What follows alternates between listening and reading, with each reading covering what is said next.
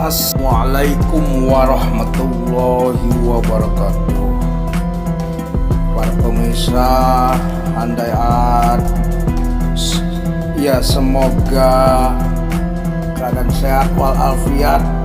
Kita saksikan ceramahnya Kiai Imad di Garut. Diperintahkan oleh Gubernur Ridwan Kamil, turunan Sunan Gunung Jati. Hei orang-orang Garut, tes DNA, aing hayang nyaho, siap keturunan saha, siap ente tes DNA. Siap Syekhuna Al-Mukarram, pimpinan Pondok Pesantren Nahdlatul Ulum, sekaligus beliau sebagai Ketua RMI PWNU Banten. Kepadanya dipersilahkan.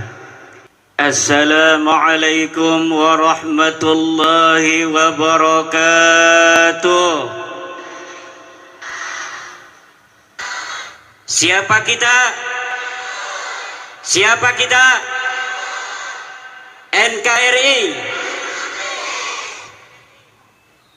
Alhamdulillah. Alhamdulillahil malikil hakim, Al-Jawadil Karimil Azizir Rahim. فالطريق إليه واضح للقاصدين والدليل عليه لائح للناظرين. والصلاة والسلام على سيدنا محمد وعلى آله. يا حنان يا منان يا ديان يا سلطان يا ذا الجلال والإكرام. أما بعد فيا أصحاب الفضائل، para alimil ulama,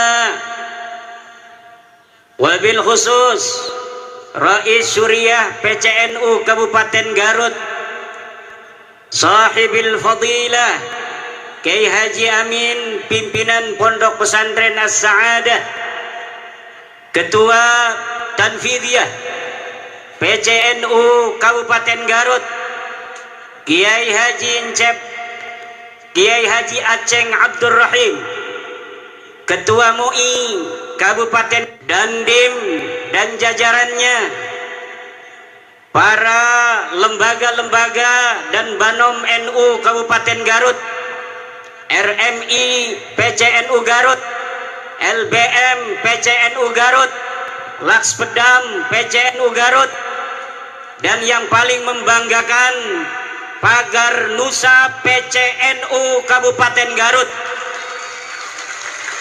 yang pada hari ini ketuanya menjadi ketua panitia halal bihalal PCNU Garut,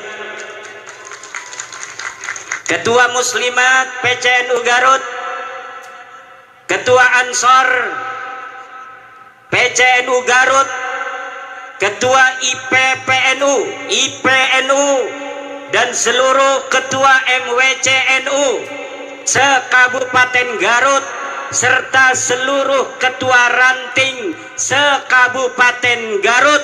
Semoga Allah melimpahkan keberkahan kepada seluruh pengurus NU Kabupaten Garut. Dan tak lupa kepada seluruh warga Nahdliyin, warga Nahdliyat Kabupaten Garut. Semoga senantiasa Allah Subhanahu wa ta'ala limpahkan rizki yang banyak, anak yang saleh dan salihah, istri yang salihah, suami yang nurut. Mau ibu-ibu punya suami nurut? Suami yang bertanggung jawab, amin. Suami yang jangan banyak laganya, udah satu cukup satu, amin kata muslimat, diem kata bapak-bapak. Dan para pelajar-pelajar NU Kabupaten Garut, jangan salah pilih suami nanti, amin. Pilih suami yang soleh. Suami yang soleh itu cirinya yang pakai sarung, sarungnya sarung putih, pakainya jas coklat, pakai sorban putih. Itu ciri-ciri calon suami yang soleh. Amin ya robbal. Setuju, Bu?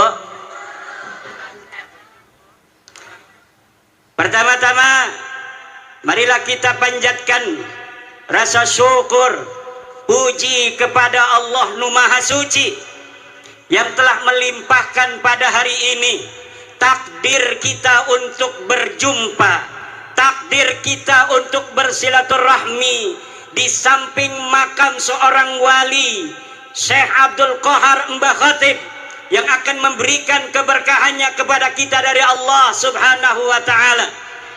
Yang dengan hadirnya kita hari ini, Allah insyaallah, amin ya rabbal alamin, akan mudahkan segala urusan kita.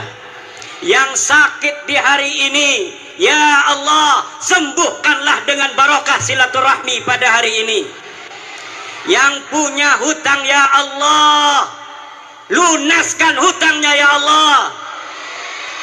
Yang punya masalah dengan istrinya, hampir mau bercerai, langgengkan jodohnya, ya Allah.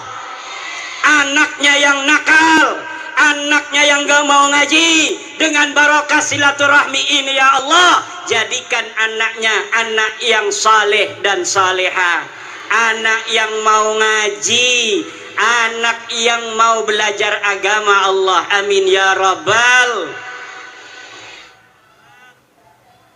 Salawat beserta salam mari kita sanjungkan kepada baginda alam, Habibi wa qurratu aini, Muhammad ibn Abdullah, man huwa syamsun, man huwa badrun, man huwa nurun fawqa nurin, man huwa iksiru wa ghali, man huwa misbahus suduri, Jaddal Hasani wal Husaini, Sayyidina wa Maulana Muhammad, Sayyidina wa Maulana Muhammad, Sayyidina wa Maulana Muhammad. Hadirin warga NU Kabupaten Garut, Nahdlatul Ulama hari ini telah memasuki abad yang kedua.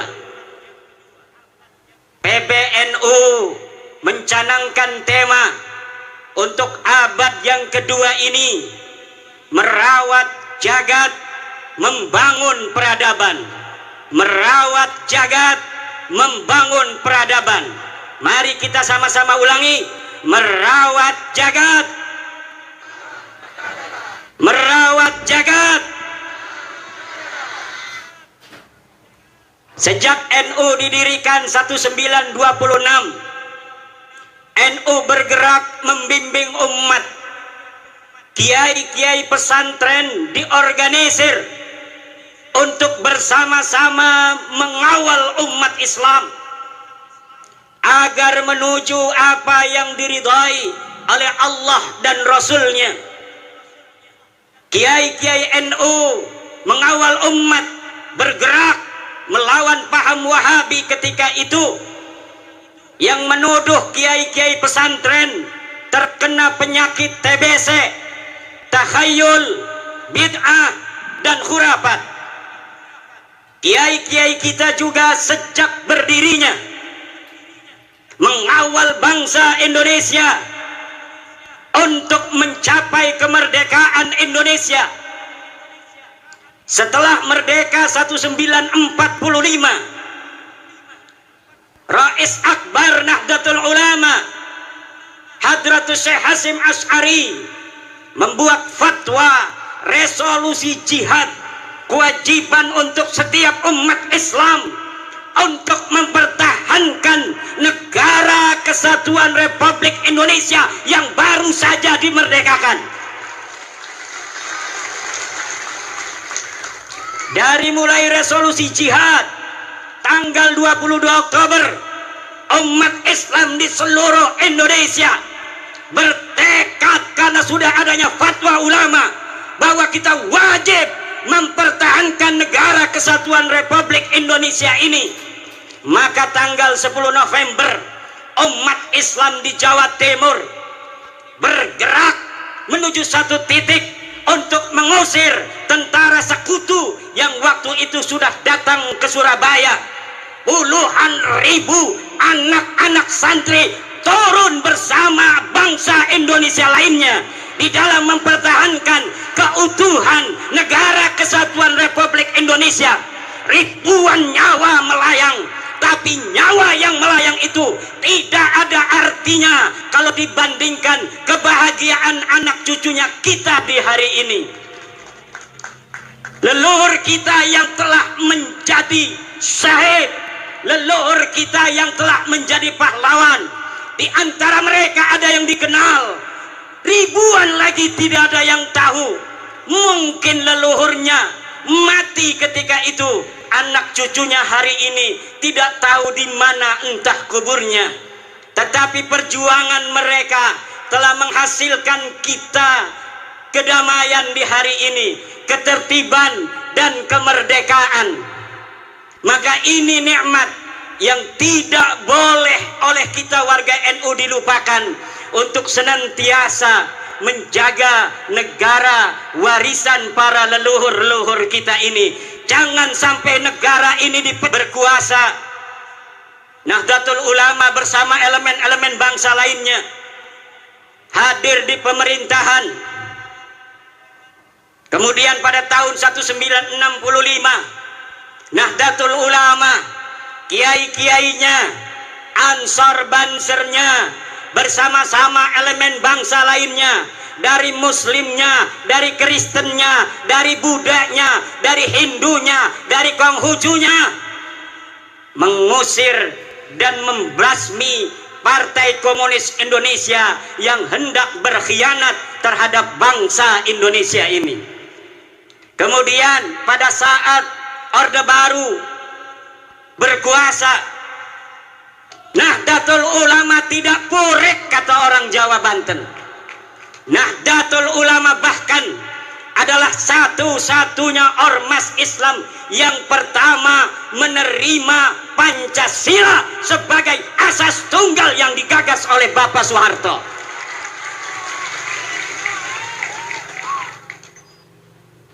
Kalau ormas lain mungkin sudah turun ke jalan, ormas terbesar oleh pemerintah Soeharto ditinggalkan, keberadaan yang besar dinafikan.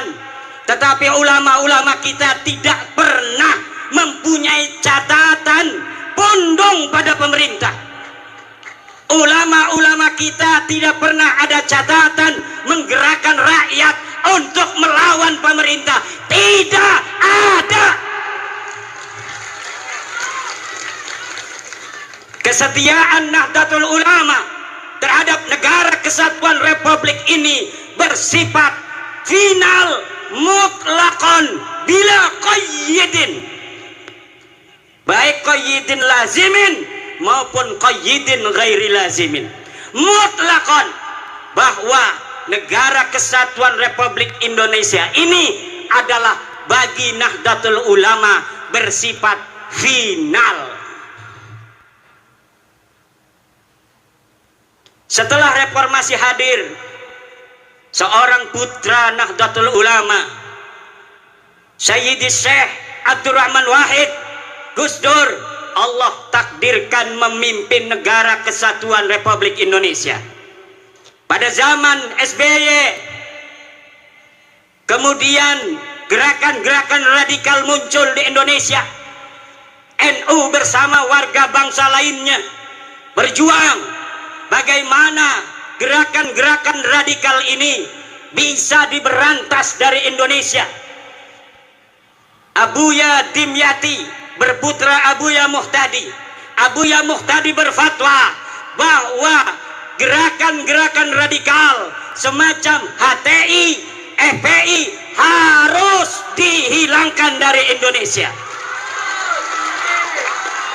Sebelum negara Indonesia ngeh terhadap HTI dan sebagainya, Abuya Muhtadi Dimyati sudah berfatwa terlebih dahulu beberapa tahun yang silam bahwa HTI harus dibubarkan dari Indonesia.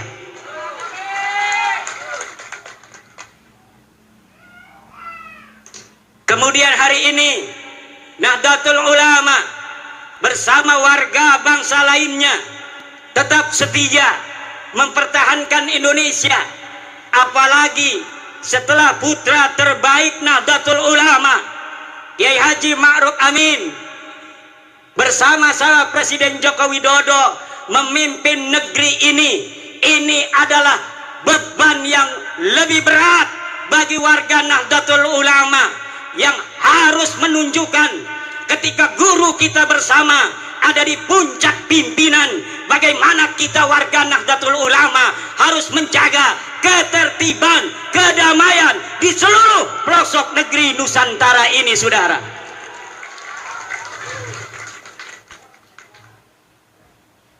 Indonesia ini negeri yang baldatun thayyibatun wa rabbun ghafur. Islam datang dibawa oleh Wali Songo. Islam datang dibawa oleh Wali Songo. Islam datang dibawa oleh Wali Songo. Islam datang dibawa oleh Islam datang dibawa oleh Islam datang dibawa oleh Islam datang, catat, dibawa oleh Wali Songo. Yang sekarang Nahdlatul Ulama mengkristalkan ajaran Islam Wali Songo dengan tawaran konsep Islam Nusantara. Kita Islam, tapi kita Nusantara. Kita Islam, tapi kita adalah Indonesia. Kita Islam dengan kesadaran bahwa ada saudara-saudara kita sebangsa yang berbeda, berbeda agama, berbeda suku, berbeda adat istiadat, berbeda budaya, berbeda bahasa. Ini harus lahir di dalam kesadaran kita, sehingga kita sebagai umat Islam bijaksana sebagai mayoritas di dalam mencetuskan setiap gagasan-gagasan ke Indonesia Raya. Kita Bhinneka Tunggal Ika, berbeda-beda tapi satu. Kita ada berbeda dari sisi budaya, tapi walaupun kita berbeda-beda, kita tetap satu jua, yaitu Indo.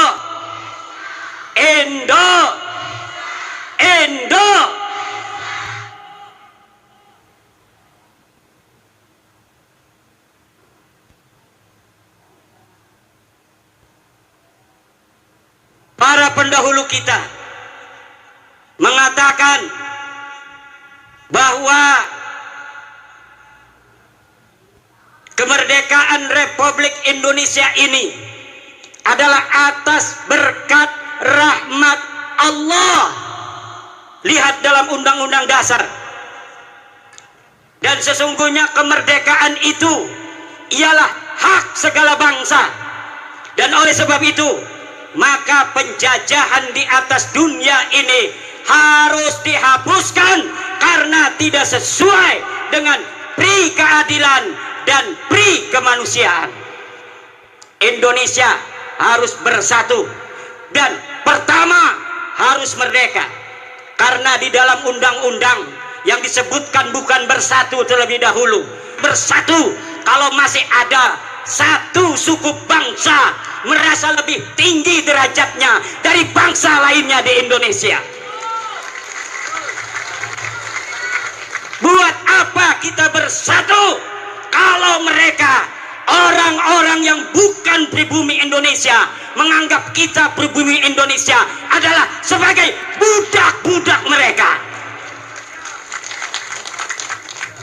Wahai pemuda-pemuda Garut, hai pemuda-pemudi Jawa Barat, hai pemuda-pemudi Pajajaran, hai putra-putri Siliwangi, hai putra-putri Aceh, hai putra-putri Sumatera, hai putra-putri Kalimantan, hai putra-putri Sulawesi, hai putra-putri Maluku, hai putra-putri Papua, hai putra-putri Nusa Tenggara, hai putra-putri Bali, hai putra-putri Madura, hai putra-putri tanah Jawa. Kalian adalah pewaris-pewaris negeri Indonesia ini.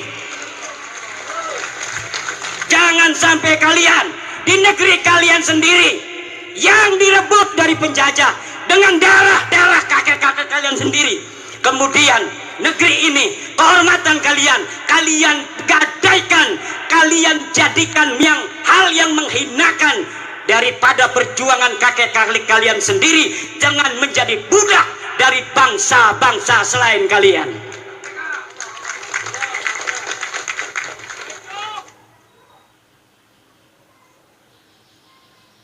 Tidak boleh dalam negara yang disebut Negara Kesatuan Republik Indonesia ini orang Jawa Barat merasa lebih baik daripada orang Jawa Timur. Tidak boleh.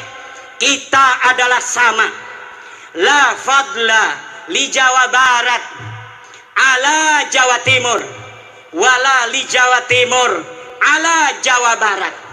Kullukum min Adam wa Adam min turab. Semua kalian ada darahnya turunan Nabi, yaitu Nabi Adam, dan Adam berasal daripada tanah. Maka kalian dengan yang lainnya adalah sederajat. Yang membedakan kalian dengan yang lainnya hanyalah ilmu pengetahuan kalian. Yang membuat kalian mulia adalah takwa kalian, bukan nasab dan darah kalian.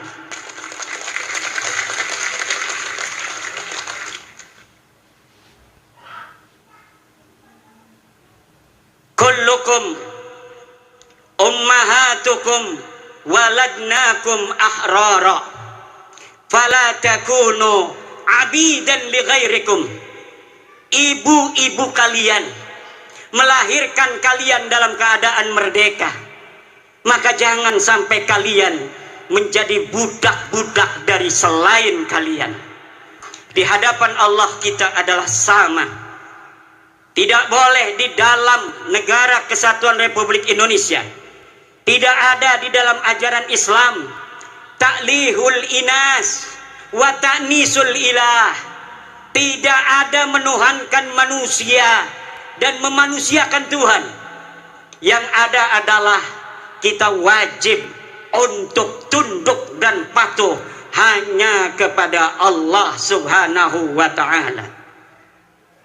Kita diperintahkan oleh Allah hanya taat kepada Allah dan taat kepada orang-orang yang diperintahkan oleh Allah untuk kita taati. Siapa dia? Ati'ullah wa ati'ur rasulah wa ulil amri. Taatilah Allah, taatilah Rasulullah, dan taatilah orang yang mengurus kalian. Walaupun dia bukan keturunan daripada Raden, kalau dia jadi RT, wajib dia ditaati karena dia adalah ulil amri.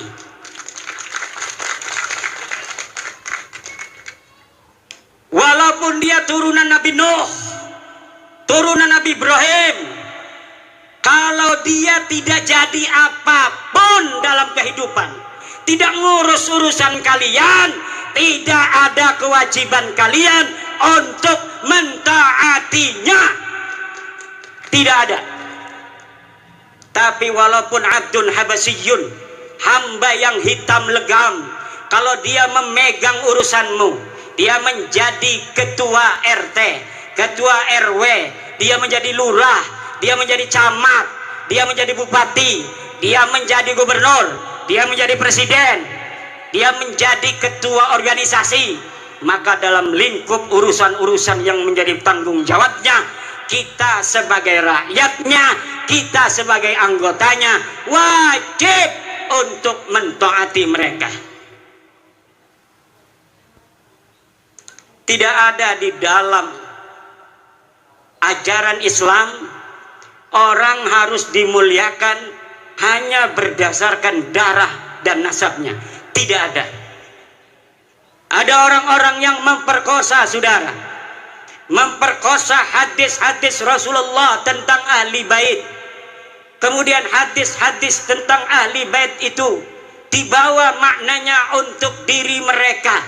Kemudian dengan itu mereka doktrin umat, mereka doktrin jamaah, untuk buta hati mereka, hanya melihat cinta dari mereka, tidak melihat cinta dan ajaran selain mereka, sehingga cinta dan ajaran selain mereka dimunafikan. Ini adalah penjajahan pikiran, penjajahan rohani yang harus. Saya permisi minum dulu.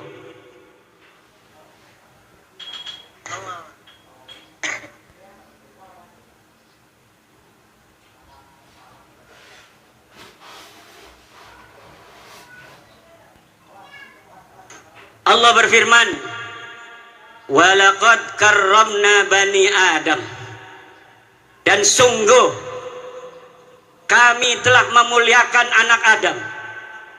Allah lah yang telah memuliakan kalian, wahai orang Garut, wahai orang Limbangan. Maka jangan hinakan kalian di hadapan siapapun atas nama apapun, kecuali di situ ada perintah Allah Subhanahu wa taala. Kehinaan yang diperbolehkan adalah kehinaan di hadapan orang tua kita. Waqfid janah, harus tawadu, harus menghinakan diri di hadapan ibu kita, di hadapan ayah kita. Wa man fi ma'nahuma indal ulama wa huwal masyayikh. Kalau dia bukan ibu kalian, kalau dia bukan ayah kalian, kalau dia bukan guru kalian, walaupun katanya dia kiai, walaupun katanya dia ulama, maka tidak ada kewajiban bagi kalian untuk menghormatinya dengan menghinakan orang tua dan guru kalian yang mengajari kalian sendiri. Artinya, apabila ta'arud antara menghormati orang tua dengan menghormati ulama itu, maka orang tua harus didahulukan terlebih dahulu. Sekarang ini doktrinnya beda. Kalau engkau mencintai cucunya Rasul, walaupun ibumu sakit, maka engkau harus hadir apabila ada panggilan juang. Kalau ada panggilan jihad.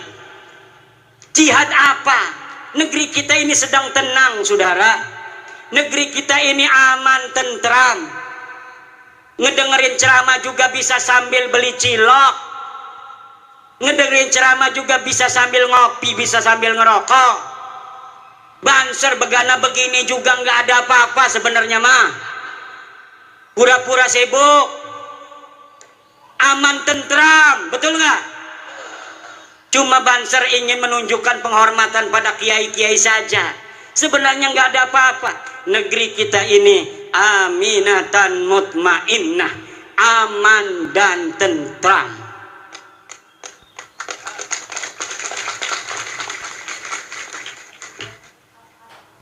Ini pelajar-pelajar Ibnu kenapa ngeliatinya begitu? Apalagi mikir ini punya istri belum ya?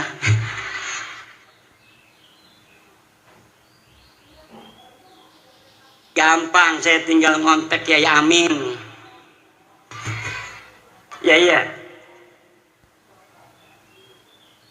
Saudara-saudara kaum muslimin rahimakumullah. Yang terjadi hari ini adalah orang-orang yang memegang mic, tapi dia tidak memegang hati. Dia asal bicara, walau kadangkala menyakiti ratusan juta bangsa Indonesia. Bagi yang cinta pada dia karena sudah buta, mereka membenarkan mereka. Karena yang diajarkan adalah kebutaan. Yang diajarkan cinta.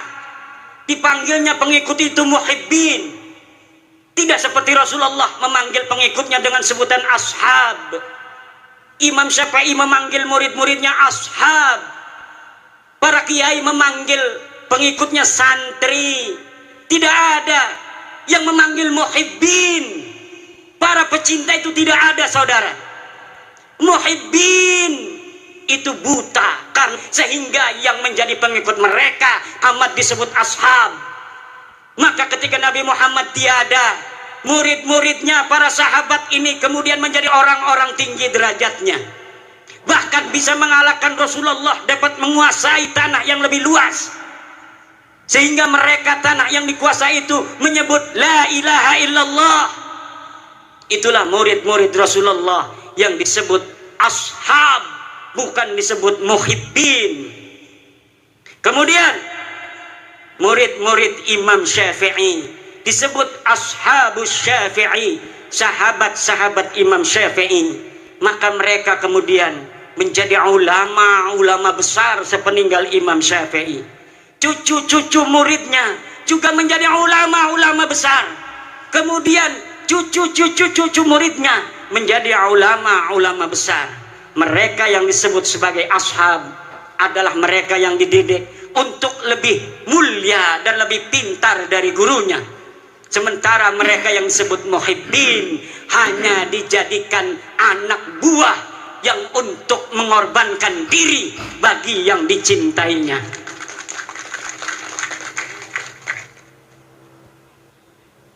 Saudara-saudara kaum muslimin rahimakumullah, apalagi mereka yang berceramah di media-media sosial, di hadapan-hadapan publik, belum pernah riyadhah hati, belum mencapai syarat yang sempurna. Syekh Abdul Qadir Jailani mengatakan, la yambaghi li faqirin ayyatasadda wa yatasaddara li irsadin nas illa in a'tahu Allahu ilmal ulama wa siyasatal muluk wa hikmatal hukama. Tidak segarutnya, layam bagi itu maknanya tidak segarutnya. Kalau orang Jogja tidak seyogianya, kalau orang Banten tidak sebantennya, kalau orang Cigawir layam bagi tidak segawirnya. Li fakirin, untuk seseorang untuk berceramah di hadapan manusia kecuali dia telah diberikan ilmunya para ulama, politiknya para pemerintah, dan hikmahnya para aulia-aulia Allah. Kalau orang telah memiliki tiga, pertama dia adalah ilmu dari para ulama, dia telah pantas berbicara karena sudah banyak ilmunya. Dia sudah ta'lim puluhan tahun di pondok pesantren, kemudian dia mengerti siyasatal hukama, politiknya para pemerintah. Kadang-kadang politik itu li siyasatin nas, sesuatu yang kelihatannya tidak baik untuk satu kelompok, tetapi hal itu manfaat dan maslahatnya baik untuk masyarakat yang lebih luas. Pemerintah kadang-kadang harus melakukan hal-hal yang demikian. Yang ketiga adalah hikmatul hukama. Dia harus mempunyai hikmahnya para aulia-aulia Allah, kasih sayang dan cinta di hati. Tidak setiap ilmu itu saudara bisa untuk diberikan di hadapan publik seperti ini.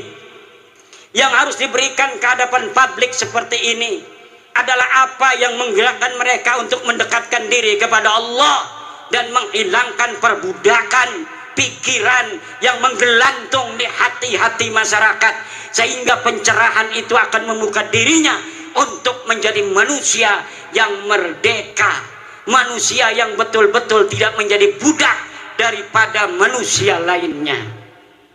Saudara-saudara, sebenarnya saya ingin lama untuk berceramah, tetapi suara ini karena saking semangatnya di negeri sendiri, karena saya walau dari Banten, tapi ada kata orang tua, ada silsilah nasab ke Bandung, Garut, dan Sumedang Larang.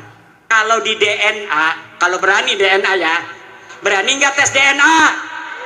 Berani nggak tes DNA? Berani nggak tes DNA? Kalau kita dites DNA, maka orang Banten dan orang Jawa Barat, di dalam darahnya, di dalam tubuhnya ada darah Prabu Siliwangi yang mengalir, saudara-saudara.